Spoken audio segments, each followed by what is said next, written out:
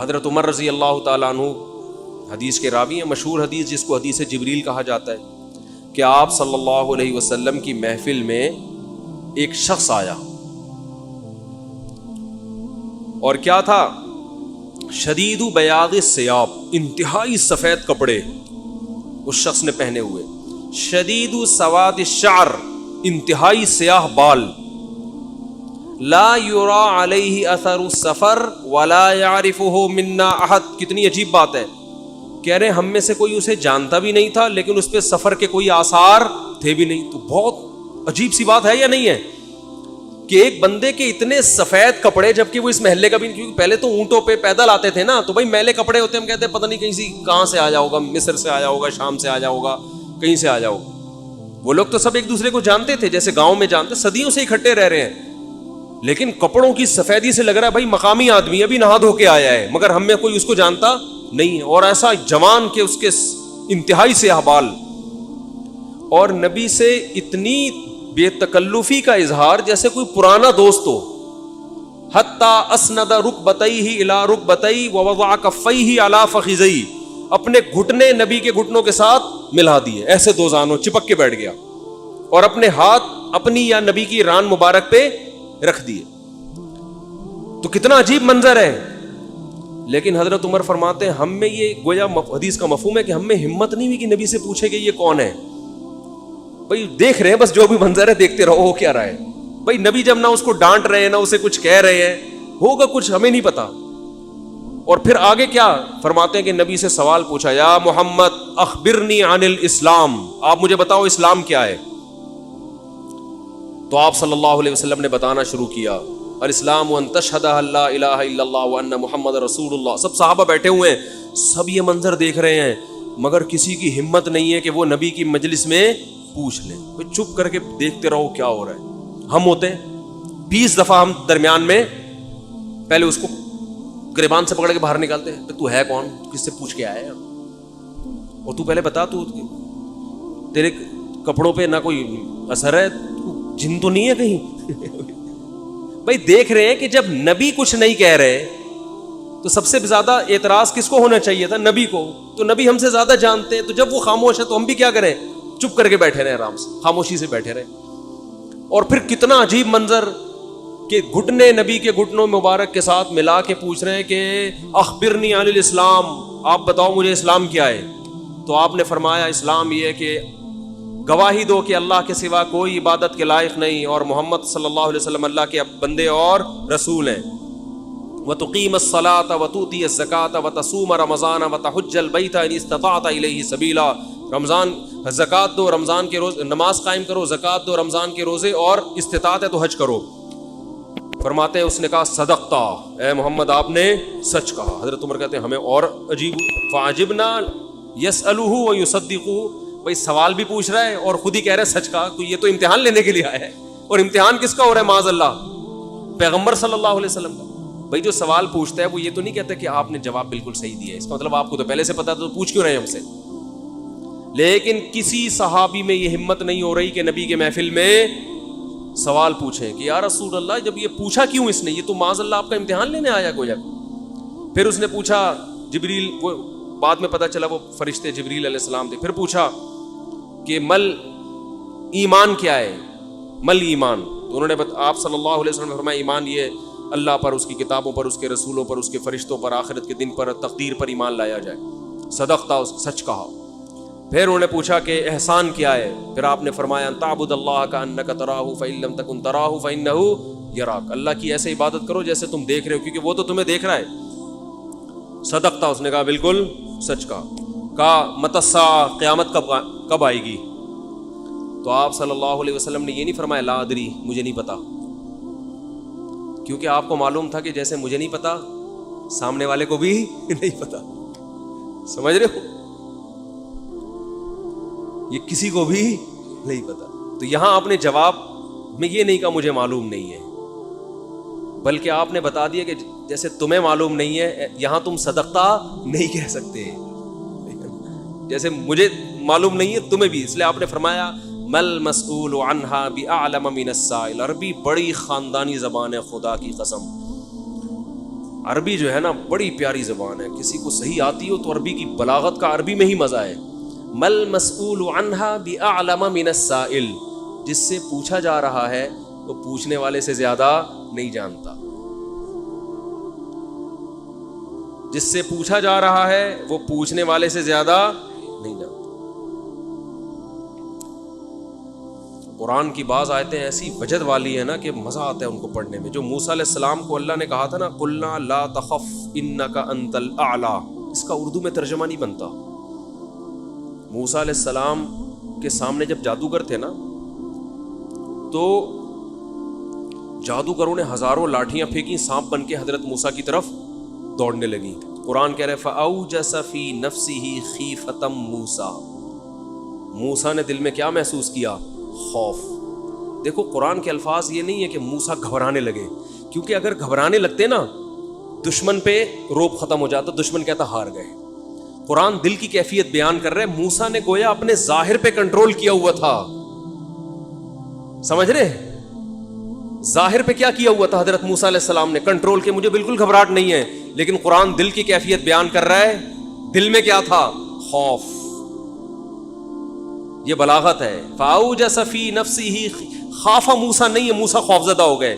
اس لیے کہ ہم کہتے ہیں نا فلاں خوف زدہ ہو گیا, تو اس سے یہ متبادر ہوتا ہے کہ یعنی دیکھنے میں ایسا لگ رہا تھا کیا ہو گیا, اس خوف کے آثار دل سے کہاں آئے؟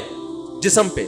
حضرت موسیٰ نے اپنے اوپر کنٹرول کیا کہ یہ اتنا بڑا مقابلہ ہو رہا ہے اسلام اور کفر کا, ایمان اور کفر کا, کہ اگر میں گھبرانے لگا نا ان کے سامنے تو یہ ان سے ان کا مورال کیا ہو جائے گا؟ بلند. تو قرآن کہہ رہا ہے اوپر سے تو بڑے کانفیڈنس کے ساتھ, لیکن دل کی کیفیت کون جانتا ہے؟ اللہ. فاوجس فی نفسہ, قرآن کہہ رہا ہے دل کے اندر موسیٰ کو خوف محسوس ہوا. قلنا, ہم نے کہا, ہم نے کیا کہا؟ دل کے اندر وحی کی اللہ نے بھی. دل گھبرا رہا ہے تو دل میں وحی کی, لا تخف, اے موسیٰ خوف مت کر, انک انت الاعلی, آج کے دن تو ہی غالب ہوگا. یہ نہیں کہا انک الاعلی, نا نا نا نا نا, انک الاعلی نہیں کہ تو غالب ہوگا. انکا, دیکھو انکا کا معنی بھی وہی ہے جو انکا انتا ہے, کا مطلب بھی تو, انتا کا معنی بھی تو. تو جب ایک دفعہ کا کہہ دیا تو دوبارہ انتا کہنے کی کیا ضرورت ہے بھائی؟ ابے چھوڑو یار, رہنے تو, تم لوگ کو بہت مشکل ہے بات سمجھا. جو مجھے مزہ آ رہا ہے نا اس آیت میں وہ آپ سوچ بھی نہیں سکتے. قرآن یہ نہیں کہہ رہا انک الاعلی کہ تو کیا ہو جائے گا, تو ہی برتر ہوگا, تو ہی غالب ہوگا. انکا انتا, یہ تاکید کے لیے, اے موسیٰ تو, صرف تو, ٹھیک ہے نا, اکیلا. الاعلی, اور اعلی بھی نہیں ہے. اصولی طور پر خبر پر الف لام داخل نہیں ہوتا. گرامر کے لحاظ سے اصولی طور پر انکا انتا اعلی ہونا چاہیے, یا انکا, سوری انتا نہیں, انکا اعلی. مبتدا معرفہ ہوتا ہے, خبر کیا ہوتی ہے؟ نکرہ. سمجھتے نہیں ہو بات کو, جب پڑھو گے نہیں رات کو تو سمجھو گے نہیں بات کو. انکا اعلی ہونا چاہیے, اے موسیٰ تو غالب آ جائے گا, یہ مطلب ہوگا سیدھا سیدھا ترجمہ اس. اللہ نے اعلی پہ الف لام لگا دیا. الف لام جب لگتا ہے نا کسی, تو وہ کسی اسپیسیفک چیز کو کہتے ہیں. جیسے کتاب کا مطلب کوئی بھی کتاب, الکتاب کا مطلب کوئی اسپیسیفک, کوئی خاص کتاب. آپ جب کہتے ہیں بندہ آیا ہے, بچے گھر میں آ کے بتا رہے ہوتے ہیں پنجاب میں بندہ آیا ہے, کراچی میں کہتے ہیں آدمی آیا ہے کوئی. یہ بندہ کا لفظ پنجاب سے امپورٹ ہوا ہے. کراچی میں لوگ کہتے تھے کوئی انسان آیا ہے, کوئی آدمی آیا ہے, تو پنجاب میں کیا کہتے ہیں اس کو؟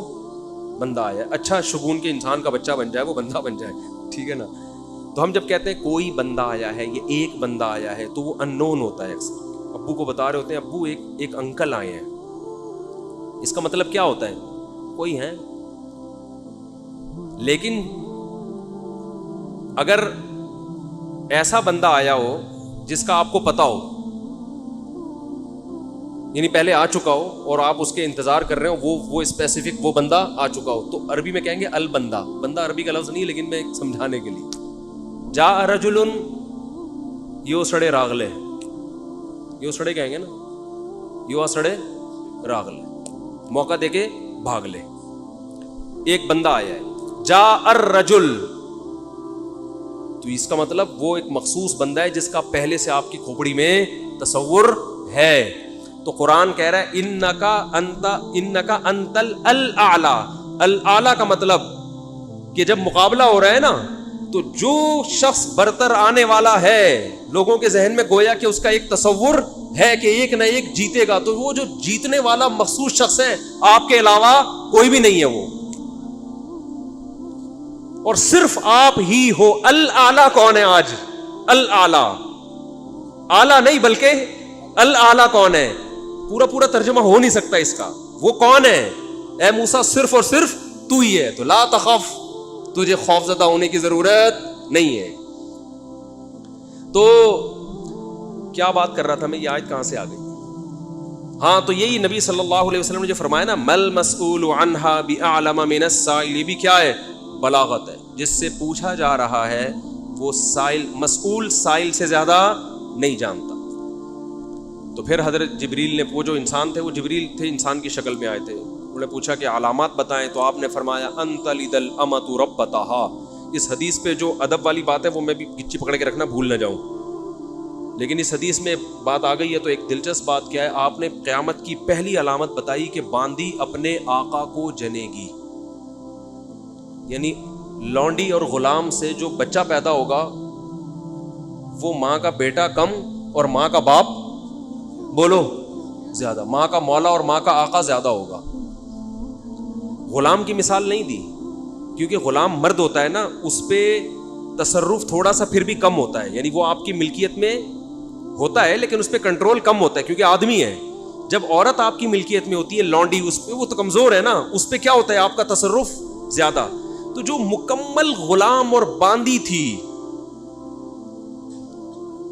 وہ جب جنے گی جس نسل کو, تو ہونا تو یہ چاہیے تھا کہ جس نے جنا ہے اس کا مقام اونچا, لیکن جس کو جنے گی نا وہی اس پہ کیا کرے گا. یعنی ماں کا تو ایسا حق ہے نا, ماں کو تو ساری دنیا جانتی ہے نا کہ ماں نے کیسے گود میں پالا, کیسے جنا, اور لوگ ماں کے تانے دیتے ہیں نا. حضرت موسیٰ علیہ الصلوۃ والسلام نے جب حضرت ہارون کی داڑھی پکڑ کے کھینچی ہے نا, جب حضرت موسیٰ علیہ السلام کوہ طور پہ گئے تورات لینے, پیچھے بنی اسرائیل نے بچڑے کی عبادت شروع کر دی. ہارون علیہ السلام کو نگران بنا کے گئے تھے کہ ذرا ان کی حفاظت کرنا, بڑے نالائق لوگ ہیں, دائیں بائیں نہ ہو جائے. تو جب واپس آئے تو دیکھا کہ وہ کیا کر رہے ہیں, بچڑے کی عبادت. تو حضرت موسیٰ کو سب سے پہلے غصہ کس پر آیا؟ حضرت ہارون پر. اپنے بھائی کی داڑھی پکڑ کے کھینچی کہ ما منعک اذ رأیتہم ضلوا, یہ گمراہ ہو رہے تھے, آپ نے روکا کیوں نہیں؟ تو حضرت ہارون نے کیا کہا, باپ کا واسطہ نہیں دیا بلکہ ماں کا. لا یبن امہ, اے میری اماں کے بیٹے, اے میری ماں کے بیٹے, کیونکہ یہ رشتہ فوراً سمجھ میں آتا ہے. ماں کا واسطہ کیونکہ محبت کی علامت ہے نا. ابا جو ہے نا وہ تربیت کے لیے اللہ نے بنائے, وہ محبت زیادہ ابا سے امیدیں نہیں لگایا کریں. ابا کی ایک الگ ویلیو ہے, محبت بہت زیادہ کرتے ہیں ابا, لیکن وہ جتلاتے نہیں ہیں. وہ کہہ رہے ہیں تمیز سے, زیادہ لاڈ پیار دکھاؤ گے نا ابا, یہ ہو گیا تمیز سے بیٹھ وہاں جا کے آرام سے, ٹھیک ہے نا, جو بات ہے ادب تمیز. ماؤں کو زیادہ ادب تمیز نہیں, ماؤں کو لاڈ چاہیے ہوتے ہیں. تو اس لیے ابا محبت تو بہت کرتے ہیں لیکن وہ آسانی سے سمجھ میں نہیں آتی کیونکہ تعظیم اس پہ غالب ہوتی ہے. اماں کی محبت 2 منٹ میں سمجھ میں آ جاتی ہے. تو جب بھی واسطہ دیا جاتا ہے کس کا؟ اماں کا. تو حضرت ہارون بھی واسطہ کس کا دے رہے ہیں کہ بھائی ایک ہی ماں کے ہم دونوں اولاد ہیں, آپ اتنی سختی تو نہ کریں نا, ماں کا واسطہ دے رہا ہوں آپ کو, یبن امہ, اے میری اماں کے بیٹے. تو ماں جو اتنا قریبی رشتہ ہے, جس کی محبت سب کو سمجھ میں آتی ہے, اس کو غلام بنا لینا تو یہ کھوپڑی میں آنے والی بات نہیں ہے. لیکن حدیث میں کیا آتا ہے, قرب قیامت میں بیٹا کیا ہوگا, ماں پہ حکومت کرے گا, بیٹا ماں پہ حکومت کرے گا. تو ہونا تو یہ چاہیے تھا کہ جو جنے, وہ جس کو آپ جن رہے ہیں وہ کوئی ایک قسم کی لونڈی غلام ہو, ماتحت ہو, لیکن الٹا حساب ہو رہا ہوگا. تو یہ بھی پتہ چل رہا ہے کہ ادب مارکیٹ سے کیا ہونا شروع ہو جائے گا, شارٹ. مطلب حدیث کا یہی ہے کہ چھوٹے جو ہے نا وہ بڑوں کی جگہ ہو جائیں گے اور بڑے, اور یہ خدا کی قسم آج اپنی آنکھوں سے میں دیکھ رہا ہوں, زیادہ تر لبرل لوگوں کے گھروں میں دیکھ رہا ہوں, دیندار گھروں میں کم. باپ اور ماں اپنے بچوں کو اسکولوں میں 15-20 ہزار روپے فیسیں دے کر بدتمیز بنا رہے ہیں باقاعدہ پیسوں کے ذریعے. یعنی اسکولوں میں پڑھا رہے ہیں ماڈرن اسکول ہیں اور بہت ہی ماڈرن قسم کے اسکول جن میں مذہب نہیں ہے. بچہ انگلش بہت اچھی بول لیتا ہے اور ٹھیک ٹھاک فیسیں دے کے کیا کر رہے ہیں, اپنی نافرمانی پیسے دے کے سکھا رہے ہیں. آج بھی میرے پاس ایک کیس آیا, کسی کو نہیں پتا چلے گا کس کی بات ہو رہی ہے. ایک صاحب نے کہا میں نے اپنی بچی کو ایڈمیشن کروایا, میں 20 ہزار روپے فیسیں دے رہا ہوں اور وہ چرس پی رہی ہے, وہ پتہ نہیں کتنے لڑکوں سے دوستیاں لگا رہی ہے. تعلیم کو فوکس کرنے کے چکر میں تہذیب کا بیڑا غرق کر دیا. یعنی گویا کہ پیسے دے کے باقاعدہ کیا کیا جا رہا ہے, اپنے بچوں کو خراب کیا جا رہا ہے. تو جنا بھی خود, احسان بھی خود کیا, اور نکلا کیا رزلٹ؟ وہی آپ پہ کیا کر رہا ہے حکومت, وہ آپ کی ایک بات ماننے کے لیے تیار نہیں ہے. تو یہ وہ دور ہے جس سے ہم گزر رہے ہیں. تو اس میں بھی ادب کی تلقین کی گئی ہے. جب کچھ اس طرح کے لوگ آتے ہیں نا میرے پاس کہ باپ بیٹا بیٹھا ہوا ہوتا ہے اور باپ اپنے بیٹے کی شکایتیں کر رہا ہوتا ہے بڑے دھیمے لہجے میں کہ بچے کو غصہ نہ آ جائے, اور بیٹا جواب دے رہا ہوتا ہے بڑی اونچی آواز میں. یہ میں نے بہت دیکھ لیا ہے, بہت دیکھ لیا اپنی زندگی میں. اس سے مجھے فوراً وہ حدیث یاد آتی ہے کہ اس کو باپ ہونا چاہیے اور اس کو بیٹا. باپ کو یہ ڈر لگتا ہے کہ یار اب میری اولاد ہے, یار میں کوئی اونچی آواز سے وہ ایک دم میٹر نہ گھوم جائے. دیکھو یہ اولاد کے نالائق ہونے کی علامت ہے کہ آپ نے اپنے باپ کو یہ اتھارٹی نہیں دی ہے کہ وہ آپ کو ڈانٹ سکے. اگر آپ کا باپ آپ کو ڈانٹتے ہوئے گھبراتا ہے نا, خدا کی قسم یہ باپ کے خراب ہونے کی دلیل نہیں ہے, یہ اولاد کے خراب ہونے کی دلیل ہے. یہ اولاد کے خراب, وہ ڈر لگتا ہے اس کو کہ یار کچھ بول دوں تو ایسا نہ ہو ناراض ہو جائے. میں نہیں کہہ رہا اولاد پہ بیجا سختیاں کریں یا خام خواہ میں ڈانٹ ڈپٹ کرتے رہیں, اس سے تو ڈپریشن کے مریض بنتے ہیں. ماں باپ ظلم بھی کرتے ہیں. اس پہ میں انشاءاللہ بیان کروں گا کہ میرا ارادہ ہے, میں نے جو سینٹ میں بل پیش ہوا نا کہ ماں باپ کو اولاد پہ ہاتھ اٹھانے کی اجازت نہیں, شوہر کو بیوی کو ڈانٹنے کی اجازت نہیں, یہ بالکل خلاف ہے, لیکن اس کا ناجائز فائدہ بھی اٹھایا جاتا ہے. تو ماں باپ کو بلا وجہ اولاد پہ ہاتھ اٹھانا شرعاً جائز. آج ایک صاحب بحث کرنے لگے کہ مجھے اجازت دی ہے شریعت نے کہ میں اپنے بچے کو تھپڑ مار سکتا ہوں. میں نے کہا آپ کو اجازت شریعت نے نہیں دی ہے کہ بلا وجہ آپ اپنے بچے پہ ہاتھ اٹھائیں, اور خاص طور پہ نابالغ پہ. نابالغ کے حقوق اسلام میں بہت زیادہ ہیں. ماں کو اجازت نہیں اپنا غصہ آپ کسی اور پر ہے نکال کس پہ رہی ہے. میں نے ماؤں کو دیکھا ہے طبیعت خراب ہے, جھنجلا رہی ہیں, بچے کو پڑھ کے طبیعت سے کوٹ دیا اس کو, وہ بیچارہ. بعض بچے ماں کی چنگیز خان جیسی مائیں ہوتی ہیں, وہ بچے ٹھٹر کے ان کی جو گروتھ ہے نا وہی رک جاتی ہے ان کی. اتنا سختی کا ماحول انہوں نے گھر میں دیکھا ہوتا ہے. تو یہ نہ باپ کے لیے جائز ہے اور نہ ماں کے لیے. تو اس میں علماء کے واقعات بھی سناؤں گا کہ اپنی اولاد کو مارنے سے پہلے کیا ان کے اصول تھے کہ ہم زیادتی نہ کر بیٹھے. تو یہ بھی ہے. اچھا خیر, تو جلدی سے بات کو یہ سمیٹ کے ختم کرتا ہوں. یہ کیا ہو گیا. تو رسول اللہ صلی اللہ علیہ وسلم کی محفل میں حضرت جبریل آئے تو حضرت عمر فرماتے ہیں, تو حضرت عمر رضی اللہ تعالیٰ عنہ فرماتے ہیں فلبثت ملیہ, میں نے جب یہ منظر دیکھا تو میں بہت دنوں تک ٹھہرا رہا. یعنی کچھ دن گزرنے کے بعد بھی حضرت عمر کی ہمت نہیں ہوئی کہ نبی سے پوچھے کہ یا رسول اللہ یہ کون تھے, یہ کیا ہے احترام, کہ بھئی ایسا نہ نبی صلی اللہ علیہ وسلم ناراض ہو جائیں. خود کیوں نہیں بتا رہے بھئی, یہ اہم بات ہوتی تو آپ صلی اللہ علیہ وسلم تو خود معلم تھے, خود بتاتے. تو فرماتے ہیں کچھ دن کے بعد خود نبی نے مجھ سے پوچھا کہ عمر جانتے ہو وہ شخص کون تھا؟ میں نے کہا اللہ اس کے رسول ہی زیادہ جانتے ہیں. فرمایا ھذا جبریل اتاکم یعلمکم دینکم, یہ جبریل تھے, انسانی شکل میں آئے تھے تمہیں تمہارا دین سکھانے کے لیے. اس سے پتہ چلتا ہے کہ تعلیم کا صرف یہ طریقہ نہیں ہے کہ استاذ بیٹھ کے بچوں کو پڑھاتا رہے سارا دن بیٹھ کے. یہ نیچرل وے آف ٹیچنگ ہے کہ ایک ماحول بنا دیا, ایک شخص آ رہا ہے, صحابہ اچھا پھر ایک تعجب کی فضا قائم کی گئی تاکہ نا ان کو یہ محفل یاد رہے. اگر ایسا ہی ہوتا وہ نارمل ڈریس, سفر والے ڈریس میں آتے تو یہ تو نارمل مجلس ہے, بھائی کوئی مسافر آیا ہے. ایسا ایک مخمصے میں ڈالا گیا کیونکہ جب کوئی ایسی عجیب سی محفل ہوتی ہے نا تو دماغوں میں بیٹھ جاتی ہے, اس کا ایک ایک منظر یاد رہتا ہے.